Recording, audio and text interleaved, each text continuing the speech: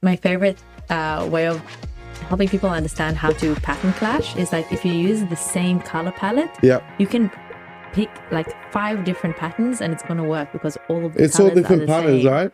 Yeah. I You've got the stripes, pattern, I got the paisley, checks, the check. stripe, Yeah. And you've got paisley. like bold I'm stripes, literally picking all tailor the stripes. patterns. Yeah, but it's like and you've got the The pocket square paisley, as well. yeah, all of the I need to patterns. take a photo of that, like a stills, just to like put on my thing, just I to love be it. like, how to It can be done. pattern clash. I love pattern clashing. Life is boring. Mix it up. Italians are all about patterns clashing, and I think that's one of the things that happens to me is with some of the clients. I'm like, they ask me, they're like, "Do you have the matching pocket square?" I was like, "You don't need a matching pocket square. Yeah. You shouldn't. You Don't shouldn't. match Don't it. match it. Yes, Don't do it." matching is so predictable. I love that. So there's things that you have naturally, there's things that you can teach, and there's everything in between. And people have different level skills of like fully understanding it in your mind versus embodying it. Like we can teach people, we can show them all of the techniques and stuff. And some people will like pick up a little bit and be like, yeah. And other people will pick it up completely and become style icons. Yeah. And then there's other people that you can like give them all of the information, all of the techniques, everything, but they'll still depend on us to create the look because they just don't know how to. Maybe they don't even want to, and it's not like how their mind works. So then we can be there for them. I find it, obviously, because like I'm a man of passion, so like I find it interesting that sometimes, even like you said, with all of the tools, they might even have the outfit in the house, and then they still choose to show up at their old self sometimes, or they'll still choose.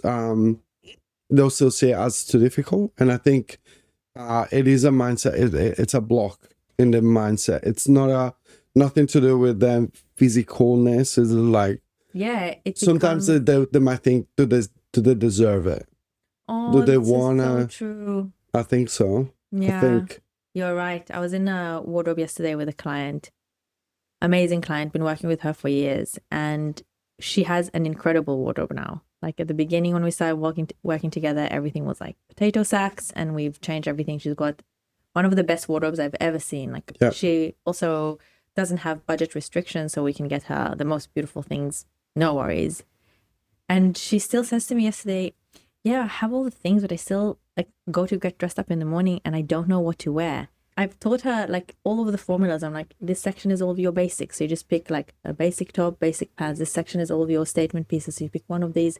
It like all goes together, and I created it in a color palette. Everything is easy to match, but she's like, yeah, but I feel so overwhelmed. And I think it's a product of like, people have so much going on in their lives. Like for you and me, this is our world. So one of the main things we think about, like we go to bed thinking about, is fashion and clothing and that. This is like how we think. But like our clients, their worlds, their minds are filled with other things. So for them, that like extra time and energy spent on like choosing what to wear, even if they have all the things, it's just too much effort. And it overwhelms them. And I think, well, the other thing is sometimes people have just way too much in their wardrobes. And if you have too much to choose from and it's not naturally an area that you find fun and exciting, then too much selection can be quite paralyzing. Yeah. So, well, perfect. So like literally, what is a good suggestion for somebody that has an overwhelmingly big wardrobe and they have a lot of trouble putting outfits together? How would you what would it be like a few steps they should take to fix that? Number one, most people have way too many things in their wardrobe that don't fit them anymore and they don't like anymore. So the first thing you have to do is clear out all the dead weight. As soon as you clear out the dead weight, it's almost like you feel like you can breathe again. And then you're looking at only things that you like, that fit you and that you can wear, that are practical for your lifestyle as well. And then once you look at that, you can really identify the gaps. For me, one of the number one problems that people have in their wardrobes is they don't have good basics. You only need 15 pieces that are going to be your ultimate basics for every single wardrobe. It's almost the same. Like I've done hundreds of wardrobes over the years and I've figured out this formula. For most people, it's going to be the same list of items. You need to have one great blazer that's like a casual blazer or jacket, one suit, a couple of pairs of great pants or bottoms that are like dressier, a couple that are less dressy, a couple of pairs of jeans, some really good quality neutral colored t-shirts, a great pair of shoes, a great pair of like sneakers that are dressy, a belt. I have that whole list on my website actually. Yeah. And once you have your fundamental capsule, this is like your pantry basics. Like everybody needs to have pasta, egg, salt, pepper, flour, oil, that's rice. I love that. This is your basic. If you only have your basics, you can still fill your tummy. You're not going to be hungry, but it's not going to be an exciting meal. Yeah. So on top of the basics, then you need to have the flavors, the sauces, the herbs, the spices, all of the dressings. That's your personality pieces. So once you have your basics, you add the pieces that are like colorful, seasonal, pattern, the stuff that has more personality. You're never going to look at your basics and be like, oh my God, I'm obsessed with this. This is such a beautiful white t-shirt. It's a white t-shirt. Like, it's not going to be exciting, but once you put it on with like a pair of jeans that you really love and a statement shoe or whatever, a jacket that is like so your personality. It doesn't have to be wild, but it can just be something that you really love. Maybe you had it made for you with like a beautiful lining. Throw a beautiful blazer on with a white t-shirt, a great pair of jeans, and a beautiful pair of shoes. You're done. And this is literally like 2 pantry basics and 2 flavor pieces. That's it. You don't need to complicate things. So less is more. If you have too much in your wardrobe that's weighing down, cut out the dead weight, make sure you have good basics, and then every season or every so often, add 2 or 3 items that speak to your soul. That's it. I like it. Well, but if you think about it, even like a lot of the people that look at, the models on Instagram, or most times they're just wearing like a white tee, like, or most times they're just wearing like a pair of like, like trousers, and they're like, why do they look like that? And I think that speaks maybe like to a little bit of the fit as well. 100% fit is king. Like you can buy the most beautiful, super expensive clothes. If they don't fit you properly, you're going to look cheap. You can buy something that's really affordable and have it like either it already fits off the rack perfectly or have it fitted properly. And you look $1 million. It literally can be like a pair of pants from Uniqlo, but if they fit you perfectly, amazing. Sure. It can be literally like a t-shirt from Country Road. Doesn't have to be like a $300 piece, but if it fits you amazing and you understand what works for you, like every person should be best friends with a tailor. And every person has specific alterations they'll need. Sometimes you're a bit shorter, you always need to have your pants taken up. Sometimes you're... Or the sleeve of the jacket. Sleeve, exactly. Having sleeves and hems of pants that are too long is like one of the biggest fashion crimes that any person can make.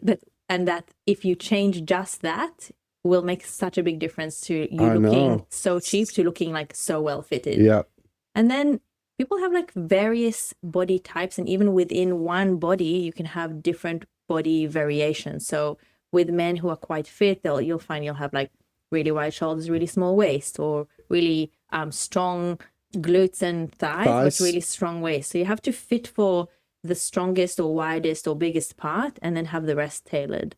You know this, you're like the master. And it's like where there is a seam, there is a way, but people get really upset, overwhelmed, and disappointed because they go into a shop and they're like, oh, why does nothing I wear in shops? I promise, I'm a size 34. Yeah. It's like, why doesn't it fit me? There's no standardization around sizes. So people can be like a small or a 32 in one brand, and it can be like a 36 or a large in another brand. So there's a lot of confusion about that.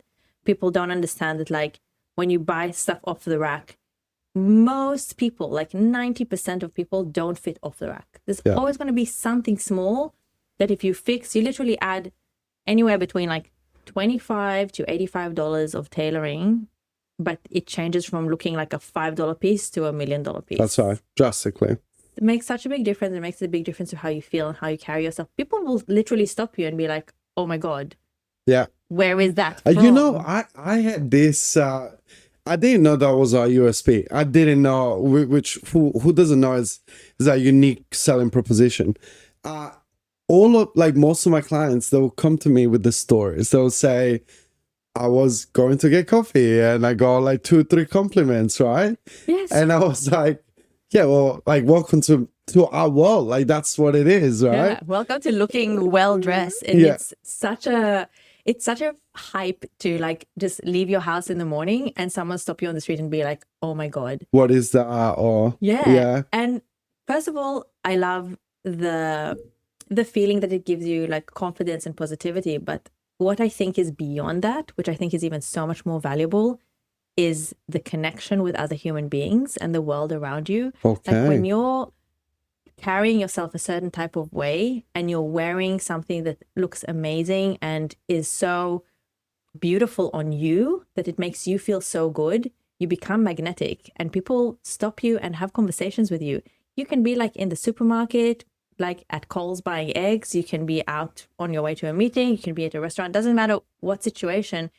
People gravitate towards you and they want to stop and ask you questions. And those conversations, who knows what it would lead to? Maybe you'll find the love of your life. Maybe you'll make a really cool business connection. Maybe this person has a child who's going to be best friends with one of your kids. Like you never know what it's going to lead to, but like no man is an island. We are wired for connection. And I think that what we do is we help people become the best version of themselves. And when you are that person, people want to connect with you and good things happen for you because of that. And it's not like just because of what you're wearing. It's because of how you feel and how you carry yourself through the world.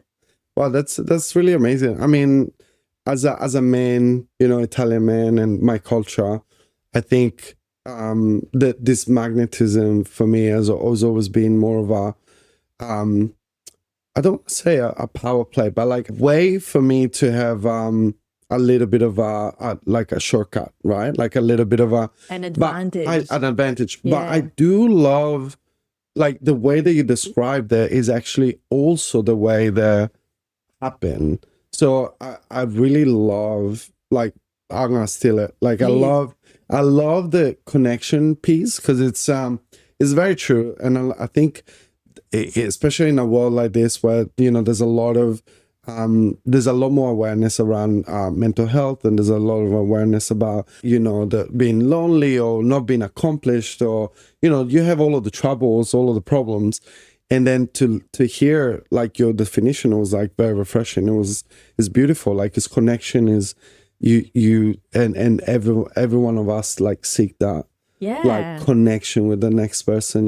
Yeah. Our society has become a breeding site for loneliness and isolation. And if we can have a little part in someone coming out of their shell a little bit and having those beautiful, small, little fleeting moments of positivity and connection with other people, that can change someone's life. Yeah.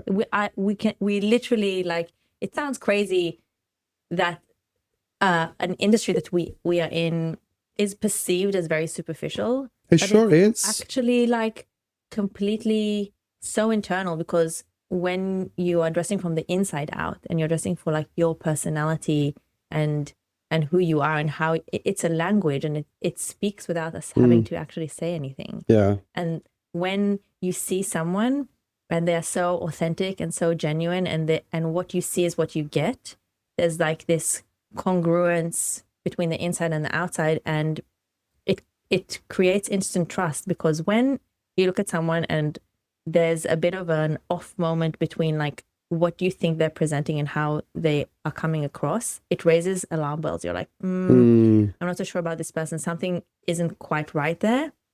And then there's a barrier, and it takes time to overcome that barrier. Whereas if you meet someone and all you see is like this complete honesty, and it comes from the inside out, then you instantly trust this person. And then you want to be friends. You want to do business with them. You just... The instant trust is a moment that is so important for us, like as individuals living our like human lives, but also for us as business people. Yeah. That's like critical, because we don't want to have to try and overcome barriers. We just want to be trusted and do our work. And what we do is very personal.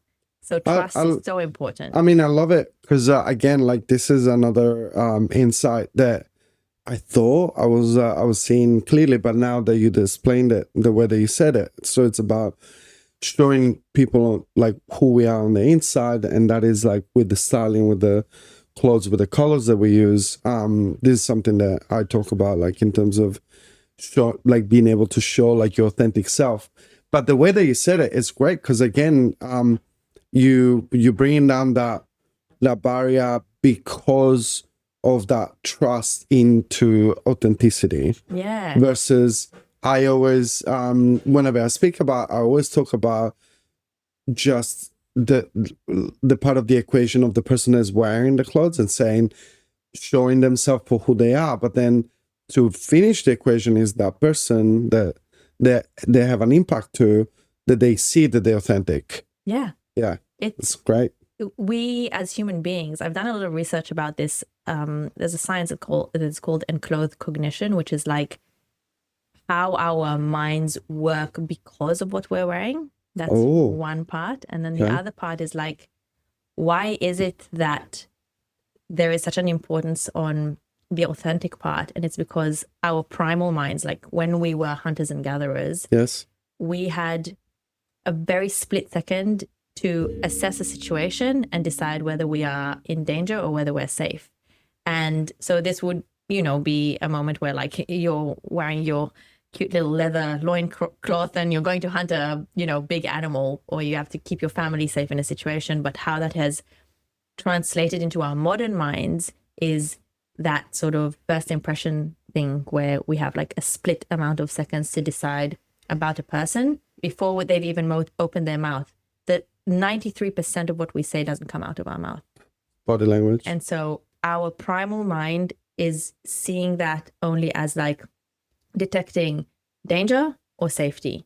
And as soon as there is, because we're literally wired that way, so subconsciously, we don't even know we're doing it, but we are instantly able to detect whether someone is being completely honest or not. Mm-hmm. And that's the part where if you and I have this job of like creating a style that is congruent and an authentic representation of a person, that's the part that we get to bypass, is we create that authenticity and trust so that when someone else sees the person, they instantly know that they're safe. Yeah. And that's the science behind the first impression.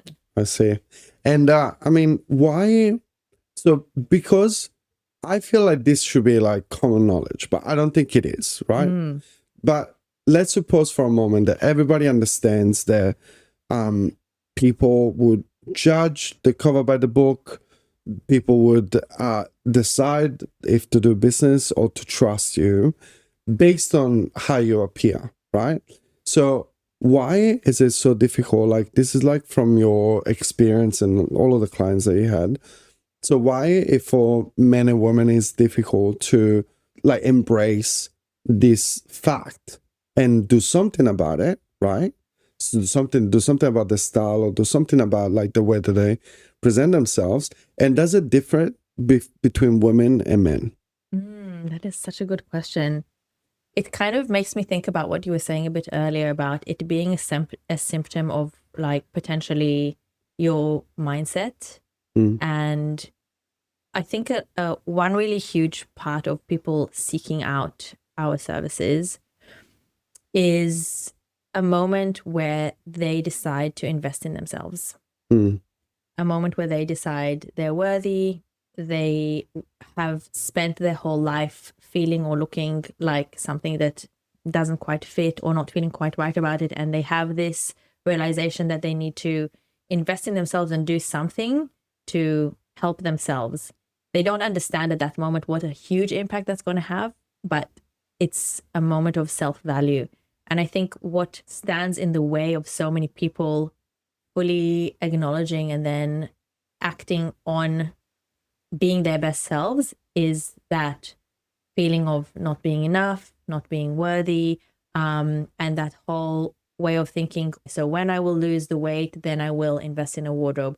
When my kids grow up, then I will do this for myself. When I make more money, then I'll do this. And it's like, if you wait for when you think you will be something to do something, you will never move forward. You have to keep pushing the boundaries and pushing yourself, and you have to keep investing in yourself so that other people see your value, because nobody's going to value you unless you show that you value yourself. And one of the ways of doing that, and it's never just about how you look, but it's how you carry yourself. And as soon as you start taking interest in yourself and realizing that you are worthy and you do deserve to invest in yourself, that's when people see that and opportunities start happening for you. So what would you say, I guess, to like that person that they still can't value themselves, or they find it difficult to come out of the shell? What is a good step, like, like maybe a moment of reflection, or what should they think about when thinking of themselves, and how do they get out of that state?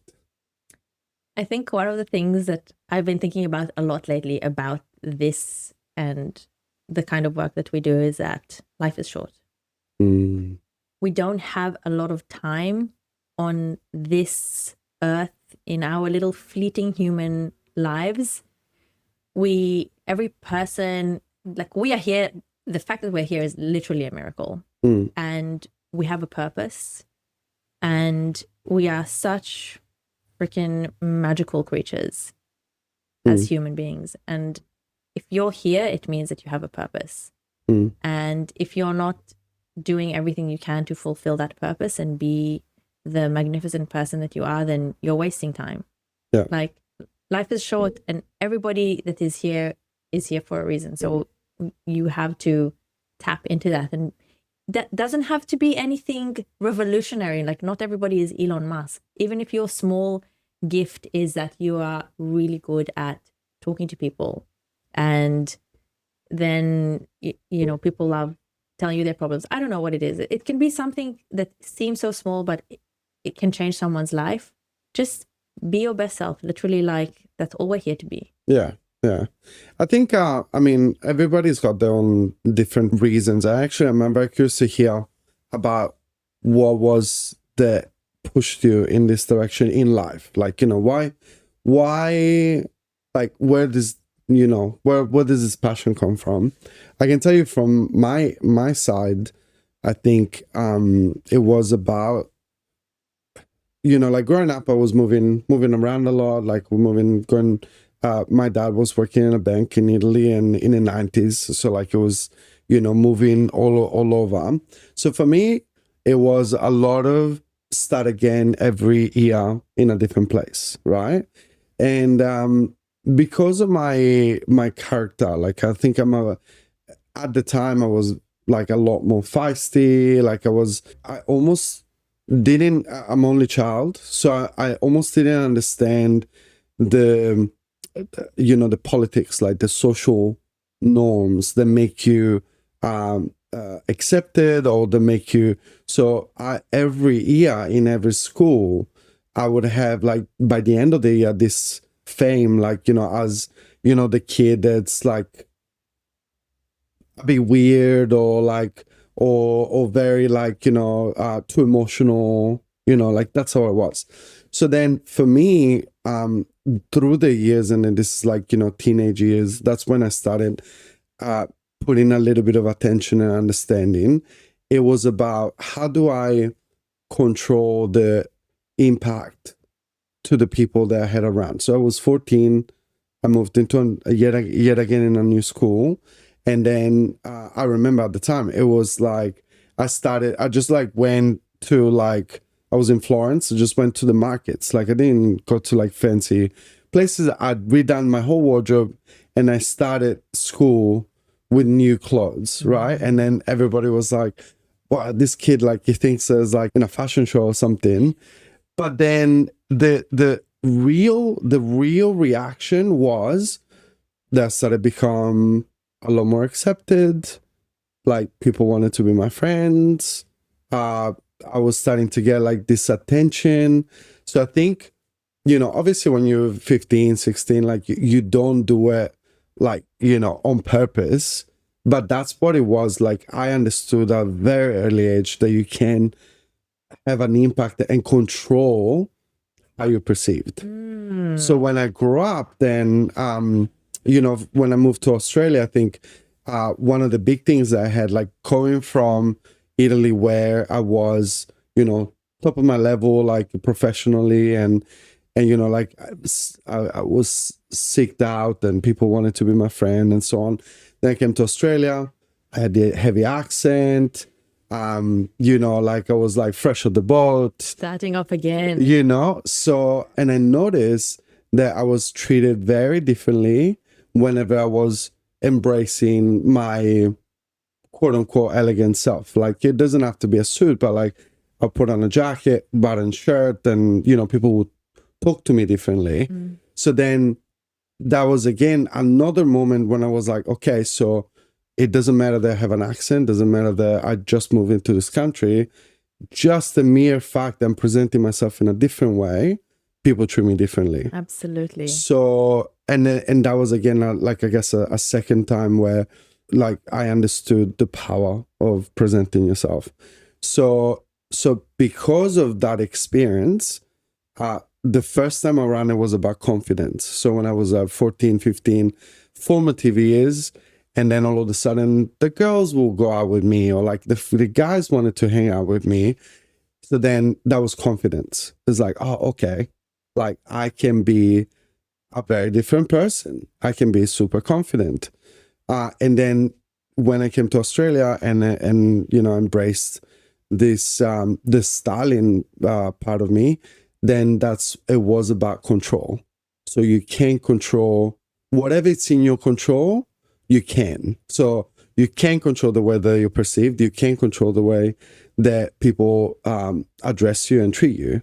So that's for me why this is what I try to communicate and kind of channel through all of my clients, like women and men, because I'm a champion of it, because I'm my own example. Yeah, you've literally embodied it. Yeah.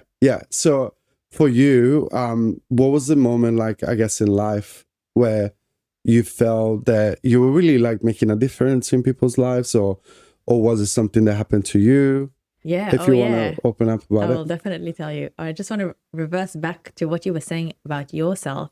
And again, you were saying about like initially the moment of confidence where you realize that what you're wearing makes a difference to how people treat you. And then the second part was elevating your style so that people take you seriously or connect with you a certain type of way. And it really circles back again to that part where what you're doing is you're exhibiting that you value yourself and that you're investing in yourself. That elevated status of the time that you took and the attention that you paid into creating your look was what other people perceive as value, self-value, self-respect. And that's why they kind of treat you that way. Yeah. So I love that. And it never fails, you know, and it's like, even when you go to get a refund at a shop and you walk in looking all scruffy and like you don't have, you know, you look a bit like Povo, and you gotta have a fight. Yeah. Or you literally like just walk in wearing something super elevated and sharp and you feel confident.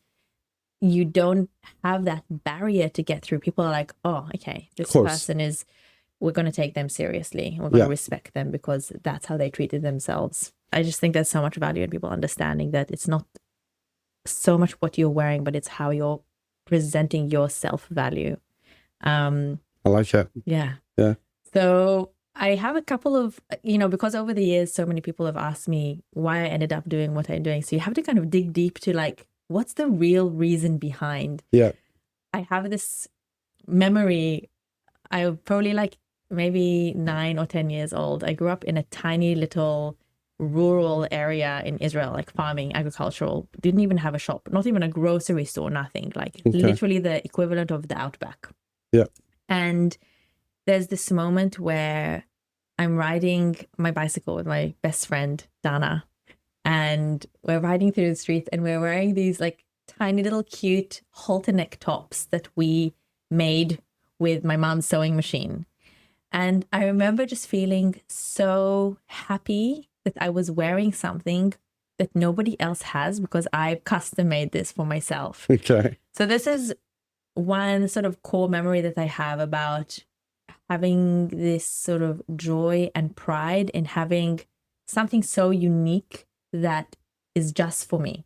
And there's another moment, my mom hates when I talk about this because she's like, oh, you make me sound like you hated your childhood. It's not like that, but like I grew up with a sister who is 1.5 years younger than me, and she is my number one person. But growing up with siblings, obviously there's sibling rivalry, and being so close in age to a sibling, you have this desire to assert your self as an individual.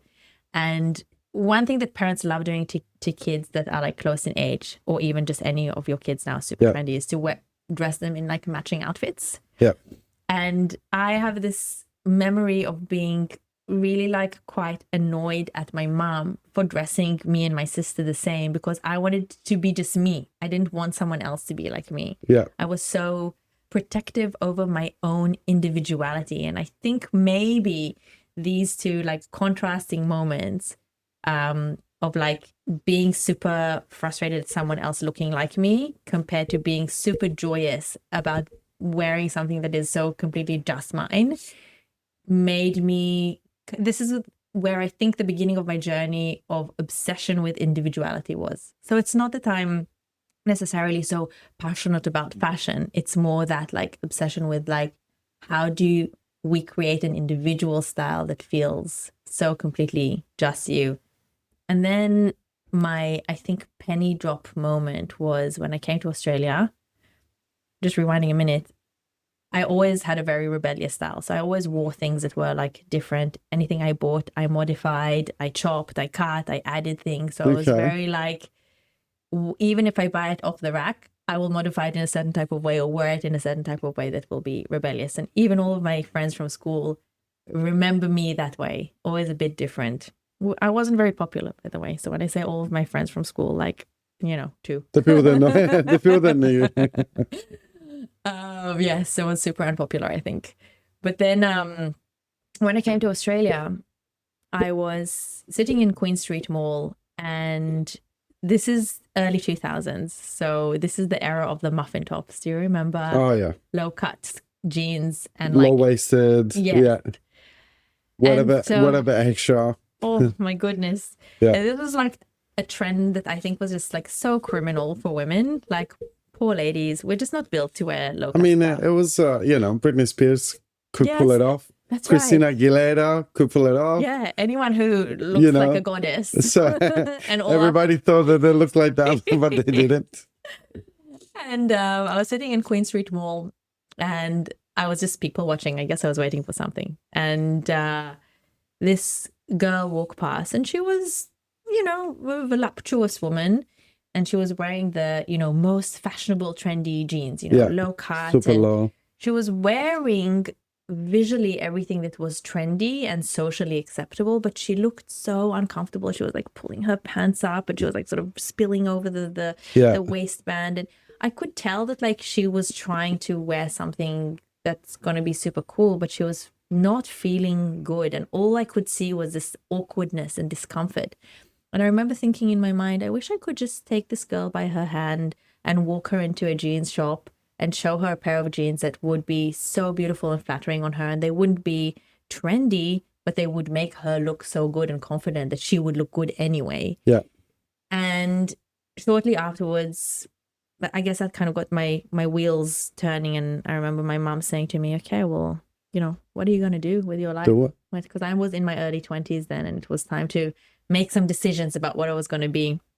And I remember saying to my mom, I think I want to be a stylist. I think I just want to help people feel so good about themselves without necessarily being fashionable. And I think I've always naturally had an eye for it and good personal taste, but it's a very different thing to put your own personal taste on people compared to understanding and creating a formula and a method that works so that you can extract someone else's taste and dress them for who they are and not what your opinion of them is. Yeah. Which sidebar, most people think of stylists as the one that kind of like puts their own style onto that person versus what you do is completely different. Exactly. Because you're getting out of what's inside of that person and bringing it on the outside. Yeah, exactly. And I think this was the real moment for me where I was like, this is what I want to do. But in that moment in time, 2003, there were no stylists in Australia. Right. So I was like, I want to learn how to do this. And okay, so this is back in, we had big yellow pages. Yes. Book. Okay. And I thought, okay, so if I want to become this, I need to find out where I can learn to be this. But there were no style academies, no nothing. There was image consulting, which at the time was like middle-aged women who want to do people's colors. That was sort of the thing, like match your makeup to your, natural complexion or whatever, and your clothes, and get like these drapes and do people's colors. And I was like, it's not quite that. They're still around. But yeah, it is. And actually it's a very important part of creating someone's style, but not everything.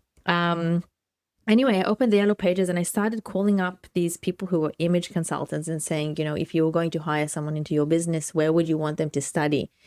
There was no way or no place to learn to be a stylist, but I eventually did a bunch of courses in various areas that were adjacent to styling. Yeah. And I also started working in fashion. So I actually had like some on the ground, hands-on experience on what works on different bodies and personalities. And then added that to my sort of, I guess, natural flair, or, some people, you do need to have like maybe a bit of natural talent for it, a little bit. I think that talent, a lot of the times, like, it's about being genuinely interested, and you treat it as it's almost like I don't want to say a hobby, but like you treat it as something that you want to do. Yeah, like an obsession, I think. Right. For us, so it's like, I would say we are obsessed with what we do. Like it's something that we like, we care about. Like I know that, like I'm always scouring, like it's even social media, like about some events, and I'm always like thinking about it. Yeah, but so I am obsessed then. Yeah, like I literally go to sleep thinking about it. Like I mean, the other night I was going to sleep thinking about this suit that we were designing together today. I'm like, what is the top for like Stephen going to be? And I was imagining it in my mind and being like, oh, shall I do like white and black or black and black? And what like textures shall I use? And this is stuff like our clients do not think that way. No. They're just like, I don't want to think about the buttons, you choose them. Yeah. But, it's such it's like I have this one track mind. Like everywhere I go, everywhere I look at, I seek inspiration, from every picture I see. I might even be like in a restaurant and see this really beautiful lampshade or ceiling feature that is got like some really cool textures, and it will inspire me to think about how I could create something in a wardrobe that has that energy to it. And it's not even clothes. It's just like everywhere I look, I see things and I go, this is a really cool feature, or this is something that could inspire, an outfit. It's so, it is an obsession. Yeah. No, but I love it because I know that, especially within the professional world, like you have like, I just want a black suit, or I just want a navy suit, right? But the cool thing that I like is that, from a lot of my clients, they have like this image. They're like, I just want to look like this. And then from my end, it's like as making the suits, it's more about the type of fabric that we choose. So let's say, what is a good fabric that's going to work for you? And then, the textures, the whatever kind of look, it will suit the personality. So then at the end of the day, they are getting a blue suit, and that's for them. That's the reading of the book is like, this is a blue suit. But the actual reading of the book is like, well, we picked a Super 130 because I know that you're gonna use it a little bit more like for events or for work, and then I picked this specific like texture because I think people are gonna comment on it because they're gonna see something different. So I think the story, like the book, is a lot longer. They get what they want, but I know they're gonna get like what they really need. Yes, which I is a think different approach. the art behind how you forge something that is so individual, like the details, the knowledge, the experience, and the obsession that we have with like the fine details that will tell a story. It's creating subliminal messages that we know how to create because of the details that we're paying attention to. These small things like, do we choose a fabric that has a little bit of extra sheen, or do we go for the 130 because it's a bit more of a workhorse, or all of these tiny little things that they don't think about, we know because this is our world. So we're able to create a story that when that piece is being presented out into the world, people relate to it in the way that we've written it to be, but they don't even know why. No. But it takes so much attention to detail and so much knowledge to create that and to make it such an instant and effortless storytelling. Yeah. But the effortless is when the person wears it. But there's a lot of effort that goes in the background, and years of like trial and error and seeing things on people and understanding how things work in different scenarios as well. It's like there's situations that things need to work for. There's also like a lot of our clients are speakers or business owners. And so it's like what looks good on stage, what looks good with certain lighting, what looks good on camera. Yeah. Like what kind of patterns are gonna like glitch out. And, you know, there's so much intention behind what we do to create the result that it seems effortless. Yeah. Yeah. And I think, and I'm still very curious about, like, you know, why sometimes, like, you know, people don't notice, they don't see the problem, right? Like they don't see, because I think the majority of people that, like everybody that like goes through you, goes to me as a client, they get the result, right? They get the like, oh my God, like the compliments, the attention, they walk into a room and all of a sudden they are the start of the show, and they'll get people to go and talk to them. So it is, the result is there, but I find it that there's a lack of problem awareness for a lot of people, right?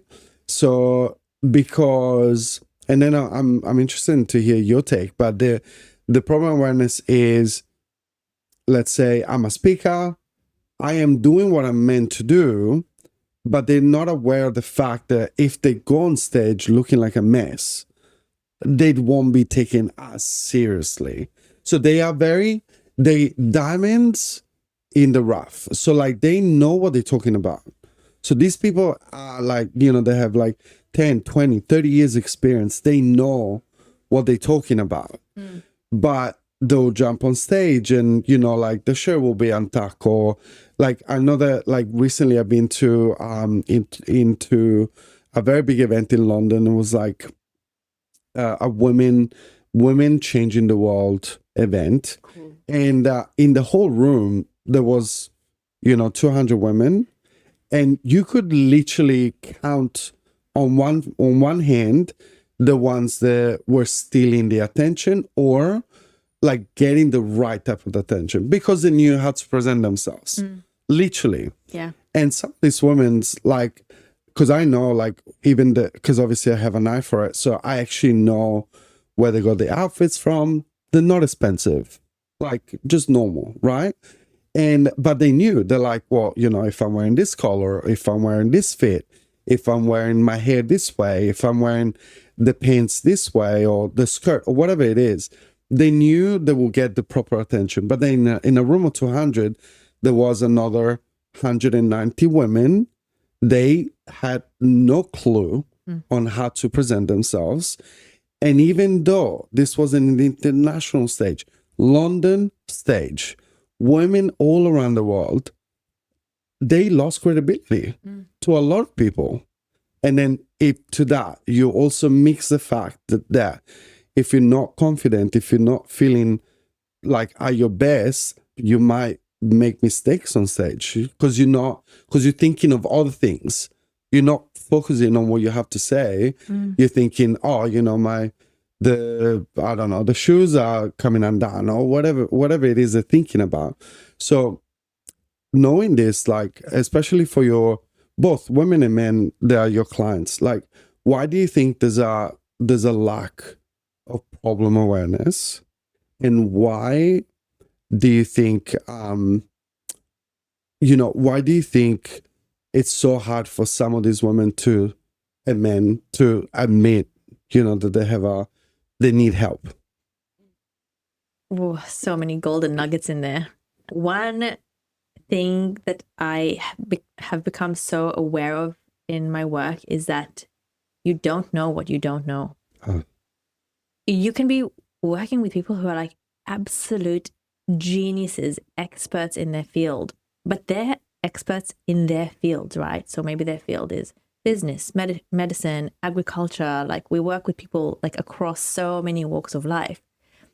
You and I, our obsession is like image, style, fashion, and everything that sits underneath it. Like, what we do is that tip of the iceberg of like everything that sits underneath, which is identity. Mm-hmm. What they're obsessed with is like, how many heads of cattle can you fit on a piece of land? Some of these people don't even have a full length mirror in their bedroom or in their home that they can, when they get dressed, it's completely utilitarian. They're like, I need to put things on my body so I can leave the house and not like be naked. Yeah. They don't a lot of the times think at all about what they're wearing, or they think about what they're wearing as a basically like just something they need to do to leave the house. There's no attention or intention in it because it's literally not anything that they think about. So our clients are already 10 steps ahead of that because they have identified that there is a problem. But vast majority of people, like when I catch a train into the city and I see like how many men are wearing like baggy pants that 1 to 2 sizes too big for them and saggy at the hem and squeezed up at the belt, held up with the belt. And I'm like, has this person never looked in the mirror? Like, what are they thinking when they're putting their clothes on? They're just like, oh, well, that'll work, They're just not aware that there is a problem. And I think that is, so many people. So there is a bridge that needs to be, a gap needs to be bridged between like complete unawareness and then awareness and what do I do about it, which is where we come in. So it's like, how do we send our message out there into the world to be like, hey, this matters? Yeah. And I think so many people just aren't, that's not in their algorithm, so to speak. I do it with results, I think. And that's something that when I speak on stage, that's literally what I'm a champion of. I would say things like, well, imagine that you are walking into a room and all of a sudden you don't have to ask for anything. People come and talk to you. People come and you don't have to ask for the deal. People would say, hey, how do I buy? How can I buy from you? Right? Which is something that actually happens to me all the time. Like people think that I'm out there like, handing suits and like trying to sell and I don't. Like, I really don't. Like, I just show up. And then the questions most of the times is from them, how do I buy from you? Right? Yes. So that is like, from a business owner perspective, is massive. It is massive to become magnetic and to have a pull approach rather than trying to be pushing your product, just becoming the pull for everything. Yeah. Well, we were at a black tie event for you the other night, and we were all obviously dressed appropriately and made an effort, and I was wearing something, I guess, quite unusual.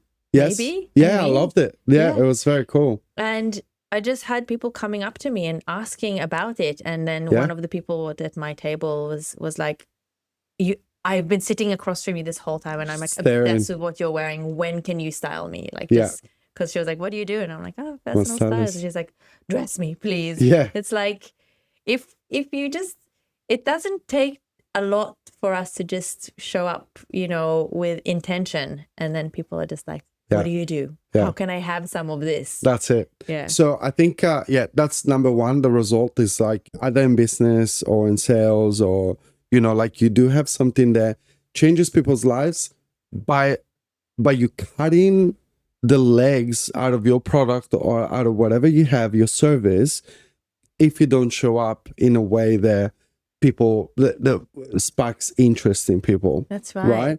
So that's one of the results. The second result is, you know, this, we talked about it like during this interview, and it's like that feeling of self-love, like self-worth. I am worth of it. Like I feel I deserve it, and I feel like people need to listen to me and look at me because I deserve it.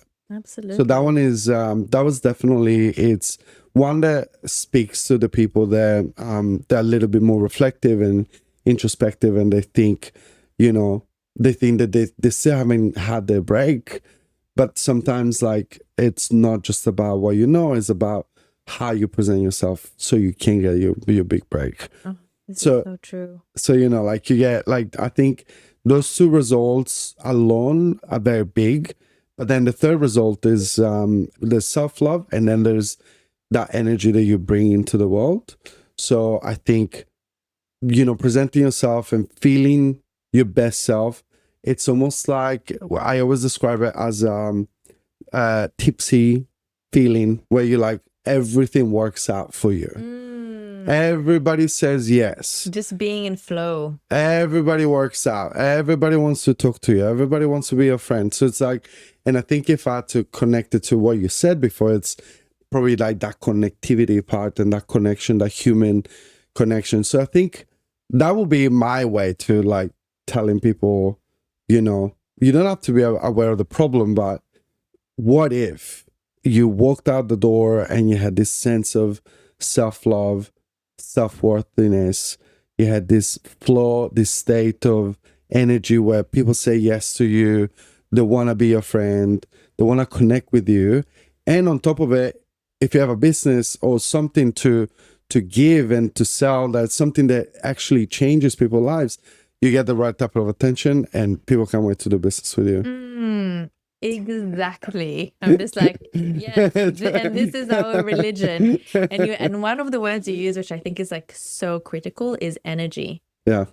It's an energy that you give yourself, but then you generate and regenerate that energy. So it's not only about like how we value ourselves, because when we create that value for ourselves and then that's the energy that we carry, we also project that energy outside of us and we give that energy to others because we are our best. So we are able to also give from ourselves without even realizing that we're doing that. And other people get to enjoy that energy and feed off that energy. And you just create this beautiful cycle of positivity, of forward motion, of energy that like you are here for a purpose, you're intentional, and then you're able to deliver your purpose. You know, like one of these clients I work with, he's a speaker, he's a brilliant business person.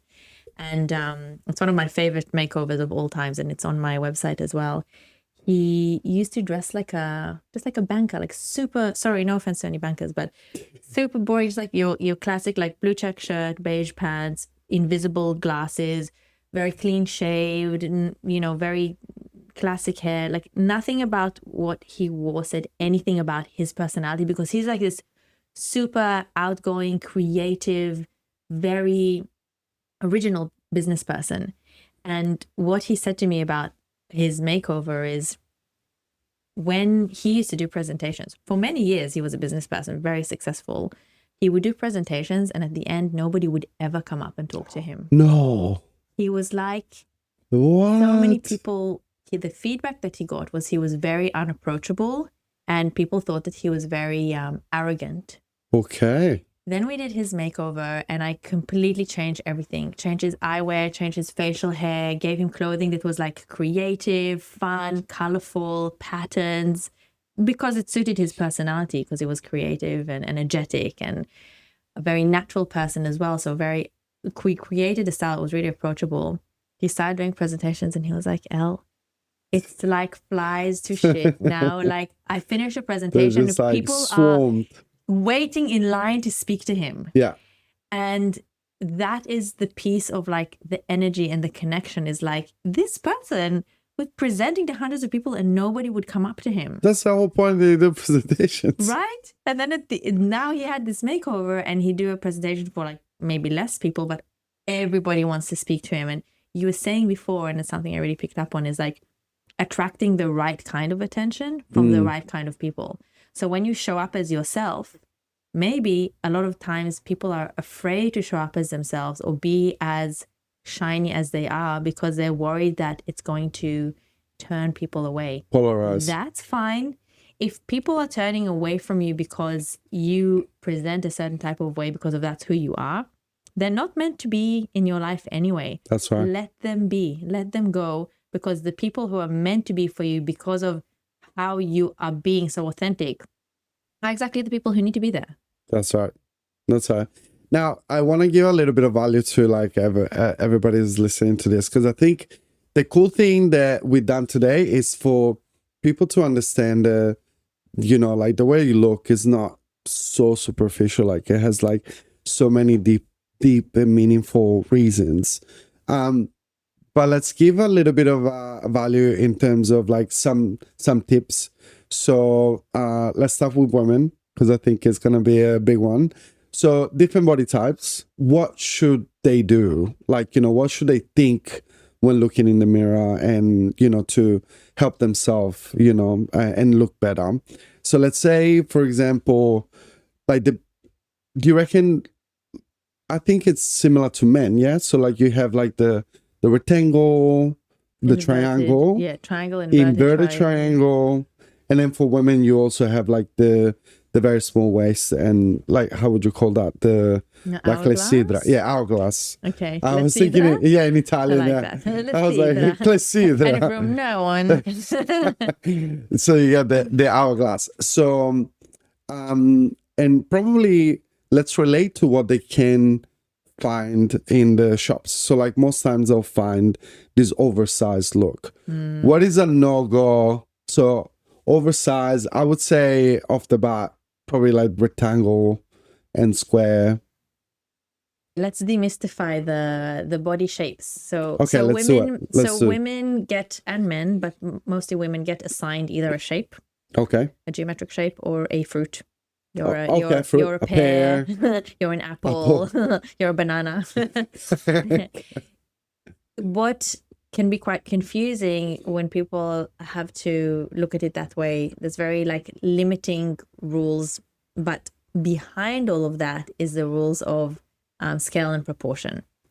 Okay. That's exactly what I wanted to talk about.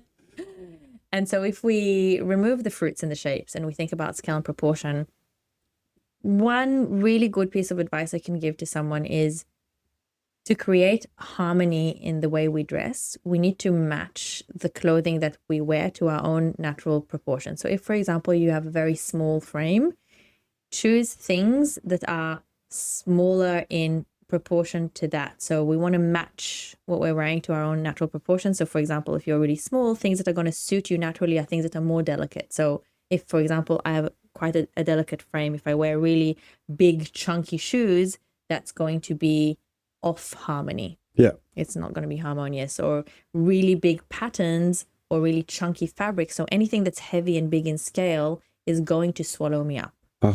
Okay. Or if you're a person who has a really big frame, or you're chunky, or you're wide, or you've got like very heavy bones, as they say, then things that are really tiny and delicate will also be very off. So you want to choose something that's a little bit more in proportion to you. So solid. Yeah, things that are more solid. Straighter lines. Yeah, exactly. And obviously if you're medium, then you can play in quite a lot of worlds, which is in one way liberating and in one way limiting, because you're like, I just want some rules, so just tell me what to do. So if you're small, use small details. If you're big, use bigger details. If you're medium, use medium details. There's some exceptions to that rule, whereas if you're a bigger person but you want to create the illusion of smaller, actually using small patterns is more flattering, because if you use big scale patterns or a lot of high contrast, you're actually creating the illusion of bigger. Yeah. So that's a little tip about scale and proportion. But when you think about all of the rules that have been created for the body shapes, they're based on where we place lines on the body. So I would say to someone, where you want to create attention, you want to create width, and you want to create light. Contrast. Yeah. So for example, if I want my shoulders to look wider, I will use elements that draw the eye up and out. So a wide V-neck, a boat neck, epaulets on the shoulders. But if I want to create balance, for example, if my shoulders are too wide, I want to draw attention away from there by creating more vertical features. Yeah. So for women, I think two areas that are really, would say, problematic as far as they are concerned is hips, bust, and upper arms. So if you don't want to look like you're really wide in the hip, never wear hems of shirts or jackets that end exactly on the widest part of your hip. Because as soon as you do that, the eye is drawn to that widest part, right? Because that's where the hem is. So you want to wear things that are either longer, so past your butt, or higher. There you go. On your waist. Or if you are self-conscious about your bust, don't wear things that have like vertical details across the bust. And also wear your short sleeve ends. If the eye loves to complete lines. So if you have two hems on your sleeves, your eye draws a line between the two sleeves. Yes. And so it will create the illusion of like a vertical, horizontal feature across your bust, exactly in where the short sleeve is, right? So then it will make your bust look wider. So you need to wear your sleeves in a spot on your forearm or a capped sleeve to prevent that from happening. Right. There's like small tricks, but I just today, a client sent me a photo and she's like, I'm wearing this thing, but it's not working. What's off here? And I'm like, your shirt is exactly across the widest part of your hip and it's cutting you off. It's making you look wider than you actually are in that area. It's giving the illusion that you've got like these short little legs and then a short body because you've worn high contrast, like white shirt over black tights with the hem of the shirt right across your hips. So I was like, lift that up a little bit and fix the problem. So literally, like this is just an example of like how in detail like somebody like Elle can really help in terms of the style, like in terms of presenting yourself. Whenever we say presenting yourself in the very best way possible, what we mean is actually presenting yourself in a more confident way, in a way that makes you feel good about yourself. So although you are aware of whatever issues or problems you might think, like, you know, sometimes it's just body dysmorphia, but sometimes it's what you know that you're not, it's not the best features. So people like Elle, they'll come in and they'll help you how to mask it, make it better, look better. So that's literally like what's one of the things that you do. And then the other thing that you do, like that I'm sure it is, and that was a big problem again in this London stage, colors. So some women and even men, they think, you know, like they think the peacocks that they have like this bright colors, and you know that's the way to do it, and it isn't like that. Like sometimes when thinking of colors, the things that I say, one thing, colors they will claim an emotion. So like whatever color you're wearing, you're communicating an emotion about that color, right? Number two, once you kind of like pick a color that you understand, which is the emotion that you want to communicate within your image, you also have to relate it to your skin tone, to your complexion. So I've seen this done by women more than men, I have to be honest with you, where let's say they'll wear some bright green suit, let's say, or jacket, thinking that that's the way to attract the attention, but then it's not, doesn't work with the hair, doesn't work with the complexion, doesn't work with the branding messaging, and you're thinking, oh, you know, it's some sort of like health or, you know, like growth or whatever, like, you know, something energy, and then maybe like this, that the business is all about, you know, being grounded and being pragmatic. So sometimes the colors are very important to like how you're perceived. But what is a good tip? Let's say a few thoughts behind the colors that you wear. Firstly, I completely agree with you that colors send a message. They create a certain type of energy, and it's really important to wear colors that suit you. And one of the tricks I teach people there's a whole process on getting people's colors done, but something that really helps is if you wear something, step away from the mirror, close your eyes, count to 3, and then open your eyes. If the first thing you see is the color, then it means that it's probably not right for you because your color is wearing you. What you always want to see is you need to see yourself, and the color needs to support you. So it needs to be flattering and harmonious. If it's too strong, too bright, too dark, too light, if you do that like 3-second blink test, you'll probably be able to see that a little bit more objectively. But it is really hard with colors if you haven't really been educated on it. I think one thing that is universally helpful is understanding contrast. So, for example, if you have like dark hair, dark eyes, and like your skin is light to medium, then you are high contrast, right? So things that are high contrast in combinations of what you're wearing is going to suit you. So, for example, a dark suit with like a lighter shirt suits you really well because you've got dark hair with lighter skin. You're not super fair, but you're sort of medium to light in the skin. So that's a helpful thing. So if you're, example, really dark, then things that are like really dark will suit you as well, but also really light. It's just contrast is helpful. I think I would definitely recommend for people to understand their colors better, because when you understand what your color palette is, it's so much easier to choose clothes and create a wardrobe that's really easy to mix and match, because everybody can wear all colors. It's just like you were saying before, it's how you match the tone. So you can wear red, but your red is going to be different to my red. No, for sure. Right? So although our colors are probably quite similar, to be honest. But yeah, it's like if you understand your colors and you pick colors that suit you,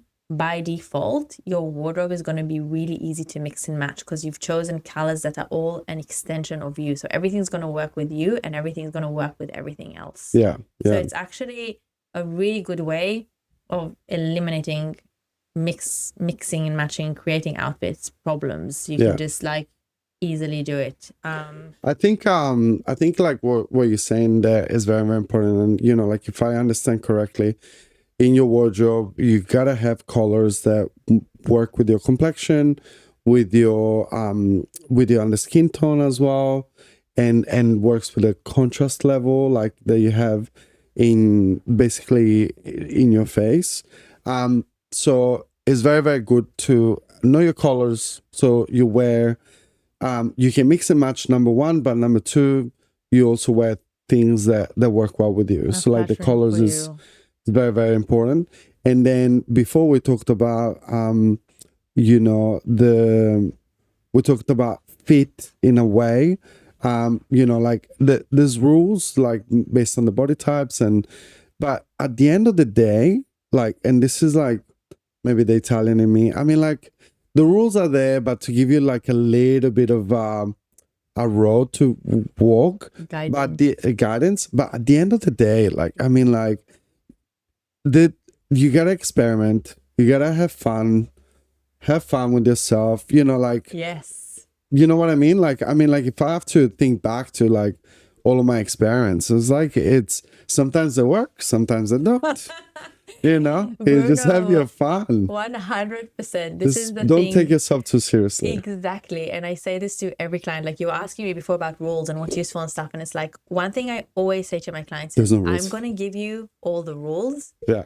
Please know them and then bend them and break them. Because the one thing that overrides all of the rules is your personality and your style archetype. So if you understand what your style archetype is and you're always expressing who you are, let's say you've got like a super creative style, or you're rebellious or you're bold. Like, I'm never going to say to you, oh, you have to wear exactly this color and the length of your hem has to be exactly there. If you want to be a piece of walking art, please do that, because that is the part that makes you the most you, and that's the most important thing. So it's like, no, you have to experiment, you have to explore, you have to have fun with it, you have to break the rules. I always use food analogies when I talk about style, because everybody loves food. Okay. Even if you're not good at cooking it, you love eating it, right? I hope. So it's like, nobody's born a Michelin chef.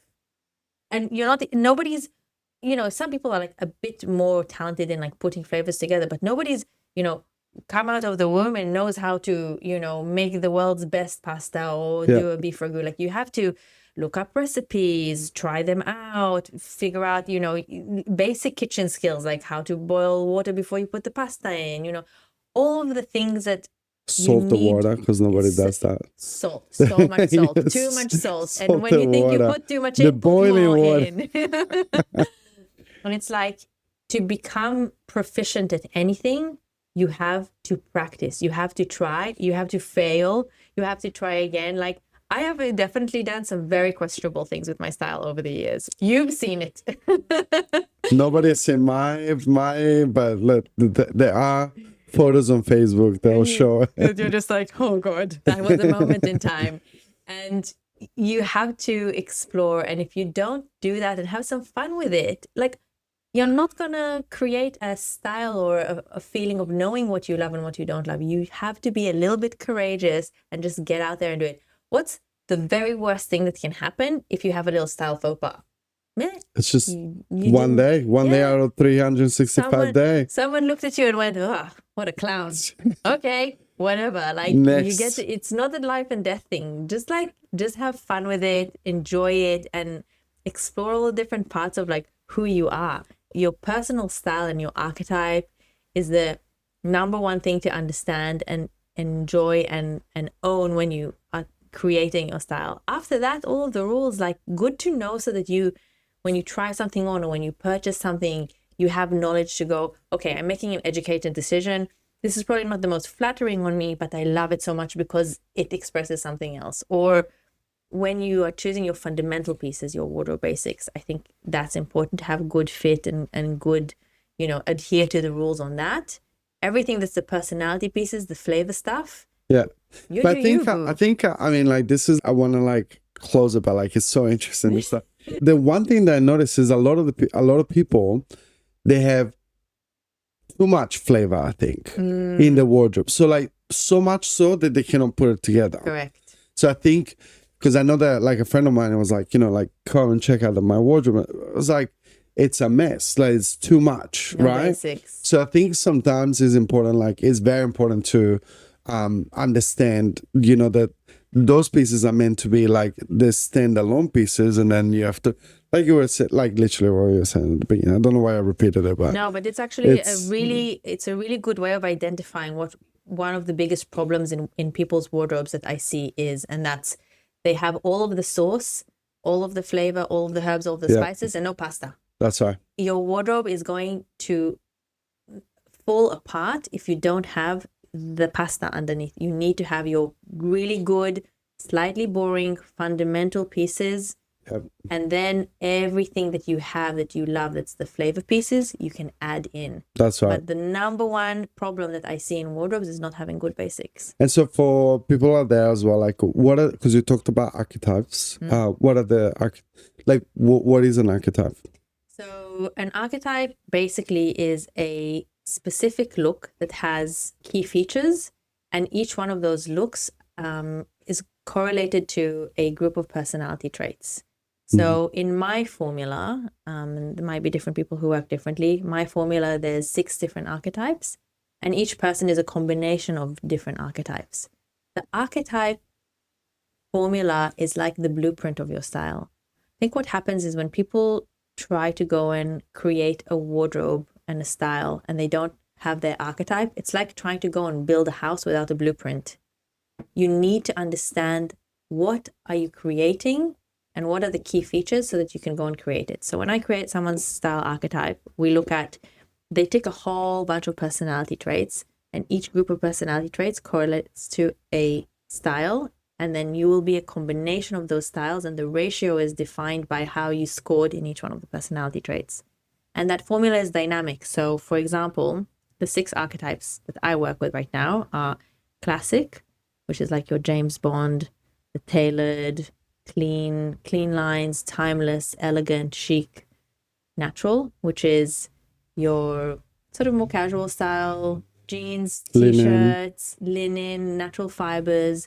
Both classic and natural have mostly neutral palettes. And then you've got the disruptors. So you've got the bold archetype, which is impressive and commanding, loves bright colors, sharp architectural shapes, shiny fabrics, everything that's kind of quite strong. This is like the Conor McGregor style. Okay, that's bold. Then you have creative. Creative is my favorite style because it's so diverse. So creative is the art. The creative is like the Joker card of style. You can almost be anything, but it can be very architectural and modern and kind of fashion. It can be very boho and artsy. It can be very it can be a little bit dark, but the key feature of creative is doing things differently, unusual combinations, using things that are like, a bit quirky, like designer market, a piece of leather bracelet that you found in London, vintage, that sort of thing. And the creative can really do a lot with style. Then you have rebellious. This is like dark, a little bit provocative. Can be leather, can be, just a person who loves all black, tattoos. The rebel is a lot more about attitude than what they're actually wearing. And lastly, we have the romantic, which is a very sweet, playful, approachable style, pastel colors, floral, botanical prints. Can be feminine. And it can be both men and women, but that embracing that femininity. Yeah, exactly. Can be a little bit preppy. It's a very sweet style. And the way we look at your blueprint, at your style archetype, is the combination of your styles is kind of like looking through style lenses. So it's not like you are one style and then you're another style and then you're a third style. Each style lends to your overall style a few different features, and we look at all the styles through lenses. So for example, if you're classic, creative, bold, your outside silhouette might be suits and tailored items, but your palette, let's say, is more bold. So you might be in a classic suit, but you've chosen more bold colors as an example. And then maybe you're creative as well. So how you're going to put things together is going to be a bit unpredictable. So you'll do a whole bunch of pattern clashes, but they all work really well together. And one of the things that by definition you would do as a creative is you would do things in an unpredictable way that when people look at you, they say, oh my God, I love that on you. I could never pull that off. That's and I'm sure classic. People say that to you so much. They're like, this is amazing. I don't think I could pull it off, because you do it in such a unique signature Bruno way. And that's your expression of your creativity. There is not a single person on this earth that can do your style the way you do it and the way you carry it, because only you are you, right? Of course. And so when I build people's styles, I always say, yes, okay, I'm choosing from 6 generic archetypes, and this is what they look like. But when we create it for you, it's always going to have your signature on it. So I'm going to take from classic what works for you in there, and I'm going to take from bold what works for you in there, and I'm going to take from creative and works for you in there. And then we'll create the thing that is so very signature you. And it's not a set formula. So you can take that and play around with it. So for example, today we're at work, we're suited up, we're more showing our classic side, and then the supporting acts are, for me, maybe the rebellious creative, for you, maybe the creative bold. But then on the weekend, we're going to be playing with our kids and going to do groceries. So maybe we'll be wearing like jeans and t-shirts. So our natural side is going to be coming out more, but we will still have a little bit of elements of our other style. So maybe high-waisted jeans, wider leg, and cowboy boots, t-shirt inside, tucked in. So it's like in different scenarios of your life, the different archetypes come out to play. That's true, fair enough. They change around, but you will always really predominantly have the same archetypes. It's just that they will change in order depending on your situation and the context. I love it. So look, again, the archetypes is definitely something that I haven't heard many people talk about. So that's incredible that you have such deep knowledge and meaningful knowledge behind it. And I mean, just now you gave us like a very good example of how you can like guide your clients and kind of like get an understanding of who they are first before giving any sort of advice or any sort of like weigh in on anything they should be wearing. So I think this is very good, like, you know, for anybody that's listening to you on understanding what's behind it.